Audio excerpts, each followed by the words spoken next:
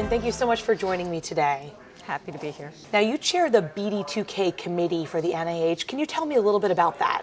BD2K stands for Big Data to Knowledge, and it's NIH's overall thrust to address the challenges in biomedicine for big data.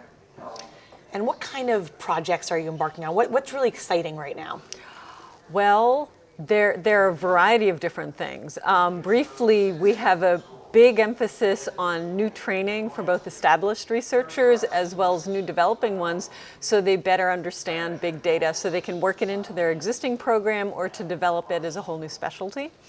Another very exciting area is our Centers for Excellence in Big Data. So we have a dozen of them, and they're focused on different areas of biomedical research and bringing these new approaches to make biomedicine work better. And NIH, that's kind of the head honcho of all medical research. So the directions that you're encouraging, this could be the future of medicine.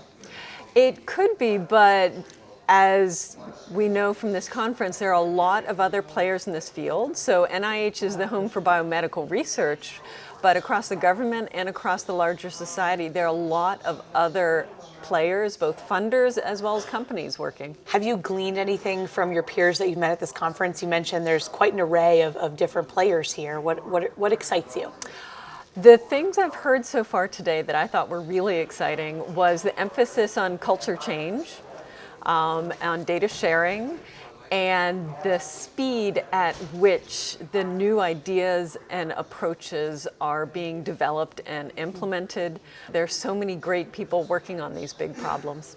Now, the idea of big data or precision medicine, it's definitely a buzzword in the medical field now. When do you think that this sort of started to emerge? Has this always been a thing and we're just now hearing about it? Big data has started to emerge more recently. There's always been data, but it was smaller data. As data has become electronic and digitized, we've had a greater ability to do things with it. And it was the push toward the electronic medical record as well as the sequencing of the human genome that meant that we now had real digital representations of both our genomics as well as our health records, and that opens up the possibility of precision medicine. Can you think of an example where the application of big data to a clinical problem has really made a change for a patient? Well, I can't think of an example of that, but I have an example from another area. Okay. My favorite example is from the financial sector.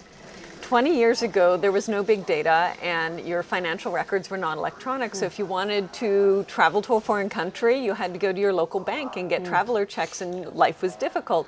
Now, because the financial system has big data and everything's digitized, you can hop on a plane, land in Timbuktu, and go up to an ATM and get local currency, and your life is easier and better. And I think that is the analogy that we want in biomedicine. So we just take that for granted, but we take it for granted now, and hopefully in 10 or 20 years we'll take it for granted in medicine. It would be a really exciting time. I hope I'm around to see that. Thanks so much, Dr. Larkin. Thank you.